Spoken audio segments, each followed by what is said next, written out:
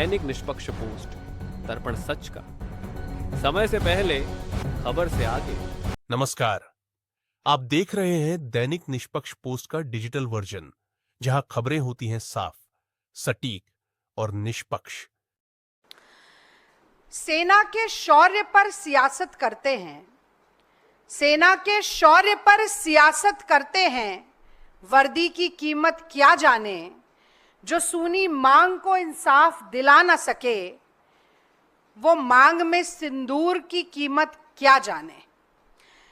तो देखिए, मेरी मांग में और मेरे हाथ में जो ये सिंदूर है, इसका स्वरूप और इसका रंग भारत के अलग अलग प्रांतों में अलग हो सकता है, लेकिन एक भारतीय सनातनी ब्याहता महिला के लिए इस सिंदूर का क्या महत्व है और इसकी क्या पहचान है, यह मैं आज भाजपा और संघ के लोगों को बड़ी सावगोई के साथ समझाना चाहती हूं, क्योंकि मुझे लगता है कि सिंदूर का महत्व उनकी समझ में आता नहीं है। तो देखिए, सिंदूर प्रतीक है सुहाग का, सम्मान का, सौभाग्य का। सिंदूर प्रतीक है प्रेम के बंधन का, विश्वास के राग का। सिंदूर प्रतीक है सुख दुख के मेल का, 7 जन्मों के साथ का। सिंदूर प्रतीक है बुरी नजर को भस्म करने वाली एक चुटकी आग का। वो सिंदूर जो ब्याहता स्त्री की मांग को सजाता है, जो सुहाग की रक्षा के काम आता है, जो भारत की नारी शक्ति की शान है, आन है और बान है, उसी सिंदूर के साथ उसका दुरुपयोग करते हुए आत्ममुग्धता की पराकाष्ठा में लिप्त है नरेंद्र मोदी जी। और यही कारण है कि अपनी सस्ती, ओछी और निम्न स्तरीय सियासत के लिए अब मांग के सिंदूर का भी इस्तेमाल मोदी सरकार धड़ल्ले से करेगी, ये घोषणा की जा चुकी है। क्योंकि बहुत शर्म की बात है कि अपनी राजनीतिक विफलता को, अपनी कूटनीतिक विफलता को, अपनी सामयिक विफलता को छिपाने के लिए अब मोदी सरकार मांग के सिंदूर को ढाल बनाना चाहती है। और मैं जानना चाहती हूं कि सेना के पराक्रम का श्रेय, सेना की बहादुरी का श्रेय, सेना की वीरता का श्रेय बटोरने के लिए आखिरकार मोदी सरकार किस हद तक नीचे गिरेगी। ये विजुअल्स आप चलाइएगा जरा। देखिए, ट्रेन की टिकट पर ऑपरेशन सिंदूर के साथ मोदी जी की फोटो, तमाम बड़े बड़े होर्डिंग में, पोस्टर में, बैनर पे, हर पेट्रोल पंप पे, देश के हर प्रांत, हर जिले, हर नुक्कड़, हर गली, हर मोहल्ले में ऐसे बड़े बड़े होर्डिंग लगाकर ऑपरेशन सिंदूर के साथ अपनी फोटो चिपकाने से शायद मोदी जी का मन नहीं भरा। किसी बटालियन पर, किसी भारत की सीमा पर खड़े होकर भारत की रक्षा के लिए वर्दी नहीं पहनी मोदी जी ने, सिर्फ फोटो ऑप के लिए सेना की वर्दी के साथ स्वांग रचने, नाटक और नौटंकी करने से नरेंद्र मोदी जी का जी नहीं भरा। और ऐसा मैं इसलिए कह रही हूं कि ये जो होर्डिंग आपको दिख रहा है अभी, इसमें विंग कमांडर व्योमिका सिंह की फोटो नहीं है, इसमें कर्नल सोफिया कुरैशी की भी तस्वीर नहीं है, इसमें हमारी जल, थल, वायु सेना के चीफ की भी फोटो नहीं है, केवल नरेंद्र मोदी जी की फोटो है। तो ये सब करके मोदी जी का जी नहीं भरा कि अब वो कह रहे हैं कि मैं घर घर जाकर सिंदूर वितरण कार्यक्रम करने वाला। और तो और, जब ऐसे निकलते हैं मोदी जी, अभी गुजरात में निकले, बोले पुष्प वर्षा करिए मेरे ऊपर। जब निकल रहे हैं हाथ हिलाते हुए श्रेय बटोरने के लिए, कोई सेना का जवान उनके साथ नहीं खड़ा है जिसके लिए तालियां बज रही हैं। जो नाम मैंने लिए उनमें से एक व्यक्ति उनके साथ नहीं खड़ा है जिसके लिए पुष्प वर्षा हो रही, बल्कि गुजरात में स्थानीय जिले का कलेक्टर जाता है, बात करता है सोफिया कुरैशी के परिवार से और उस जाबाज बेटी के परिवार को कहता है कि आप भी खड़े हो जाइए लाइन में और मोदी जी के ऊपर पुष्प वर्षा कीजिए। पुष्प वर्षा, इससे ज्यादा शर्मसार होने की बात कोई नहीं हो सकती। और सियासत किस तरह की है कि सिंदूर बटेगा और किस दिन से शुरू होगा? कोई एयरफोर्स डे से शुरू नहीं कर रहे हैं, या मानेकशॉ जी का इतना नाम आजकल याद आ रहा है भारतीय जनता पार्टी को, उनके जन्म दिवस से शुरू नहीं कर रहे हैं। शुरू करेंगे 9 जून से, जिस दिन नरेंद्र मोदी जी ने तीसरी बार प्रधानमंत्री पद की शपथ ली थी। इससे ज्यादा सिंदूर की ऊपर राजनीति का घटिया और बेहुदा उदाहरण आपको नहीं मिल सकता। लेकिन मैं कहती हूं कि मोदी जी, फिर भी अगर आप सिंदूर बांटना चाहते हैं जाके घर घर, तो मेरे 3 सवाल हैं जिनका जवाब आपको, भारतीय जनता पार्टी और संघ के कार्यकर्ताओं और नेताओं को, इस देश की महिलाओं को, बेटियों को जरूर देना चाहिए। और पहला सवाल यह है कि पराये आदमियों द्वारा दिया गया यह सरकारी सिंदूर, पराये आदमियों द्वारा दिया गया यह सरकारी सिंदूर किसके काम आएगा और किस लिए काम आएगा? तो जो हिंदू धर्म के स्वघोषित ठेकेदार हैं, संघी और भाजपाई, क्या वो नहीं जानते हैं कि भारत में हिंदू सनातनी ब्याहता महिला जो है, उसे बिछिया, मंगलसूत्र और सिंदूर ससुराल से मिलता है। उसके गले में मंगलसूत्र और उसकी मांग में सिंदूर उसका पति सजाता है, या फिर सिंदूर मिलता है शक्तिपीठ से, मंदिर से, सौभाग्य के आशीर्वाद के रूप में। तो ये जब आपके कार्यकर्ता डिब्बियों और पैकेट में सिंदूर पहुंचाएंगे, और लिख कर रख लीजिए कि जिस डिब्बी में, जिस पैकेट में सिंदूर जाएगा, उसके ऊपर भी मोदी जी की फोटो छपी होगी, क्योंकि कोविड की वैक्सीनेशन सर्टिफिकेट पर जिस व्यक्ति ने अपनी फोटो छाप दी हो, वो क्या ऐसी जब सिंदूर बांटेगा तब अपनी फोटो नहीं छापेगा? ये छपास ही है जिसके कारण ये राजनीतिकरण हो रहा है। मैं तो समझती थी कि पसीना मलकर चेहरा चमकाते हैं, अब सिंदूर और वर्दी पर सियासत करके चेहरा चमका रहे हैं।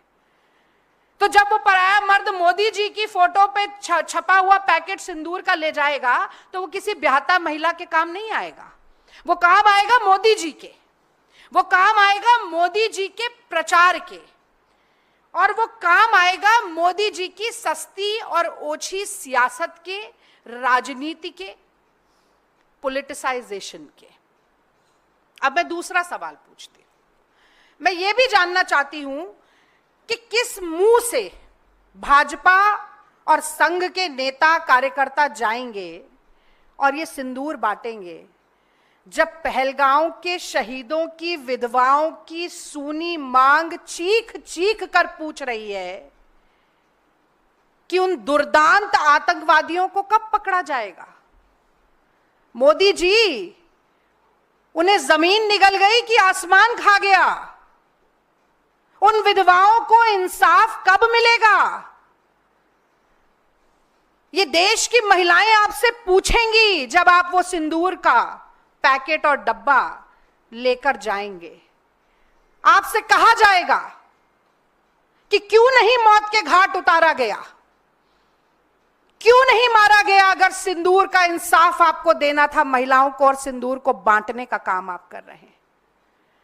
मैं जानना चाहती हूं कि किस मुंह से जाएंगे भाजपा और संघ के नेता, जब भारतीय जनता पार्टी के राज्यसभा का सांसद रामचंद्र जांगड़ा उन्हीं शहीदों की धर्म पत्नियों के लिए कहता है कि ये तो वीरांगना ही नहीं है, इनमें तो वीरांगनाओं वाला भाव ही नहीं है, हाथ जोड़कर रो रही थी, गिड़गिड़ा रही थी, कोई जोश जुनून और जज्बा इनमें नहीं है।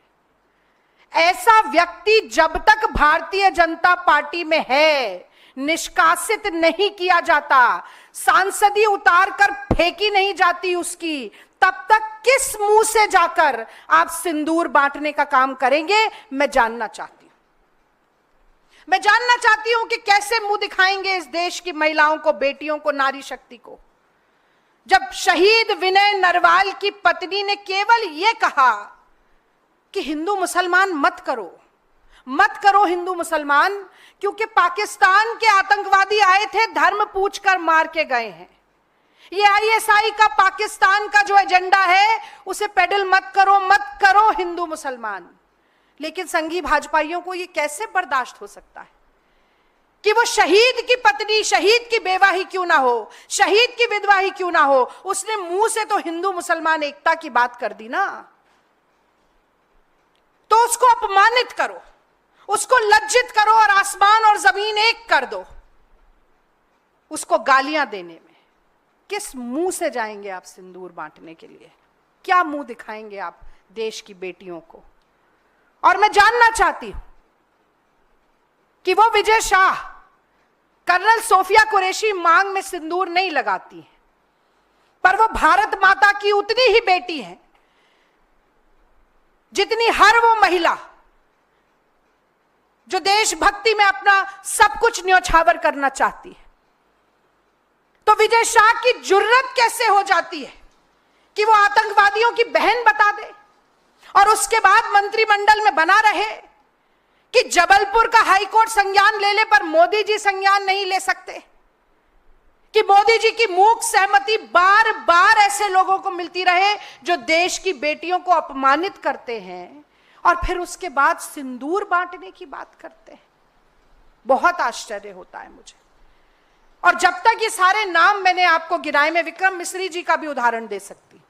सीज फायर का निर्णय सरकार का था ट्रंप और ट्रेड के दबाव में, पर घोषणा उन्होंने क्या कर दी? अंधभक्तों की टोली लग गई उनके पीछे, और उनके पीछे तो लगी, उनकी बेटी का क्या कसूर था कि उसके बारे में इतनी अनर्गल बातें कही गई?